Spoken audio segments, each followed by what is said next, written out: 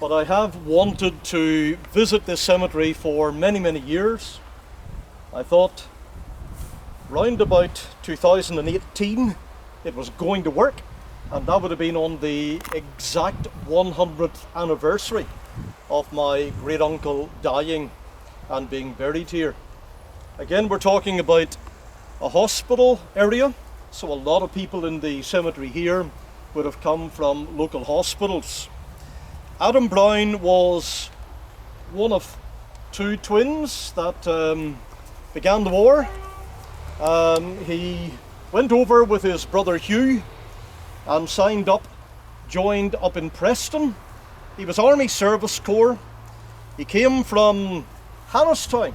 If anybody knows anything about the Grand Prix racetrack and you're into motorbikes, then they lived very close to the hairpin bend on the racetrack, the Grand Prix, down the Turneroy Road.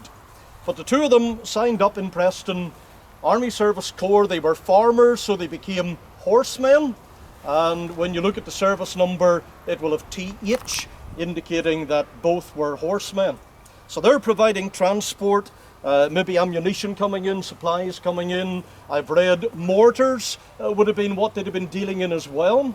And when it came towards the end of the war, you're talking about the last 100 days or so, and that would have been known as the 100-day offensive.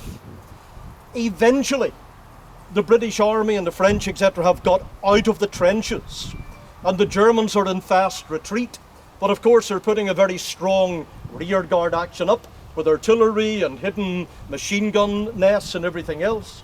But these men are chasing them down, and over that 100 days, it was very hard for the supply lines to keep track and keep up with the advancing troops.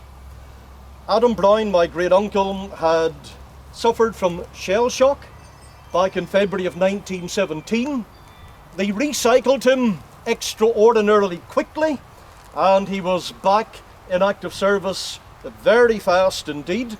And he got to 7 days before the war ended, and they would have been round about Lille at that time, and they were pushing on as a big objective. They'd taken Cambrai going to Lille, and he actually contracted Spanish flu. And many millions of men became victims of that in that final month of the war. It was really no surprise, because the fast pace that they're going at now, eventually out of trenches, means they're soaked to the skin. There's exposure. A lot of them are lying out in the open at night, or finding maybe a bit of a ruin to take some kind of a shelter in, and therefore that was a breeding ground for all kinds of respiratory diseases, including Spanish flu. He was wounded prior to this between Lens and Lille, but they got him back when he had contracted Spanish flu through the little field hospitals to the base hospital coming to Bologna here, and with 7 days of the war to run, he succumbed to Spanish flu. Therefore died on the 4th of the 11th of 1918.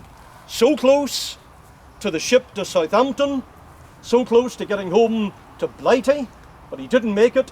His surviving twin Hugh did get through the war, but as soon as he got home, the records tell me, and I have the family Bible at home, these men were 23 when the war ended, so therefore Adam 23 when he died. But Hugh, as soon as he got home, turned his back on Northern Ireland and over to New Zealand he went, and was virtually never heard of again. A new life in New Zealand, away from everything. So thank you for gathering round, and that is the story behind my great uncle. Could you just take a wee minute? Brothers and sisters, they shall grow not old as we that are left grow old. Age shall not weary them, nor the years condemn. At the going down of the sun and in the morning, we will remember them. We will remember them.